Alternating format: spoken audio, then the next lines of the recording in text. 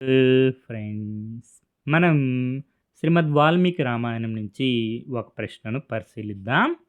Question ఏంటంటే, who advise Rama to befriend Sugriva to rescue Sita? Sitamma వారిని రక్షించడంలో సుగ్రీవునితో మైత్రి చేసుకోమని శ్రీరామునికి సలహా ఇచ్చింది ఎవరు అని చెప్పి ప్రశ్న అడుగుతున్నారు. ఆప్షన్స్ వచ్చి విరాధ, మారీచ, కబంద, జటాయు. సమాధానం కబంద. మనం 10వ తరగతి తెలుగు వాచకం మన ఇతిహాసం రామాయణంలో పరిశీలిస్తే, రామలక్ష్మణులు దండకారణ్యం నుంచి క్రౌంచారణ్యానికి చేరుకున్నారు.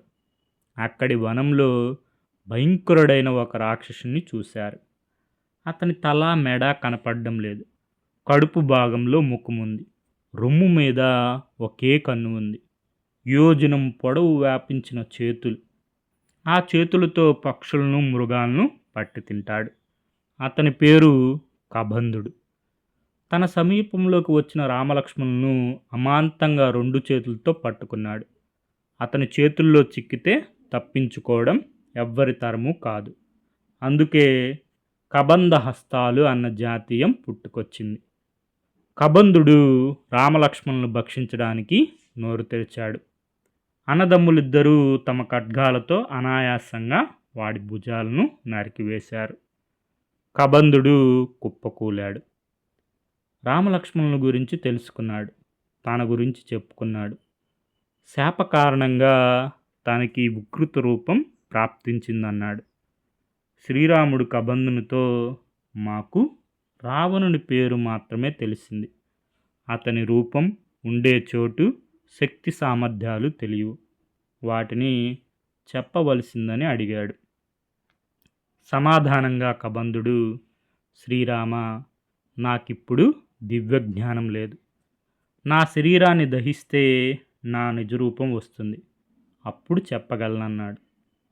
కబంధుడి శరీరానికి అగ్ని సంస్కారం చేశారు రామలక్ష్మణులు. ఆ జ్వాలల నుంచి దివ్య దేహంతో బయటకు వచ్చాడు కబంధుడు. సీతాదేవి దొరికే ఉపాయాన్ని శ్రీరాముడికి చెప్పారు. ఇందుకు సుగ్రీవుడి మైత్రి బాగా తోడ్పడుతుందన్నాడు. వాలి సుగ్రీవుల కథను వివరించాడు. సుగ్రీవుణ్ణి చేరే దారిని చెప్పాడు. శ్రీరాముడి అనుమతి తీసుకొని కబంధుడు స్వర్గానికి వెళ్ళారు.